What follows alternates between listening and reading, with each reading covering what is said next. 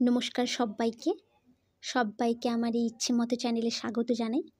আজকের একটি ছোট গল্প শুনতে থাকুন। পোড়ার মুখে সব ভালো। একদিন রাজা কৃষ্ণচন্দ্র ও গোপাল ভাঁড় আহার করিতে বসিলে রাজা কৃষ্ণচন্দ্র গোপাল ভাঁড়কে জিজ্ঞাসা করিলেন, গোপাল, আগে কি খাওয়া উচিত বলো দেখি। গোপাল বলিল, মহারাজ, আগে পোড়া খান, তারপর পোড়ার মুখে যা খাবেন সব ভালো লাগিবে।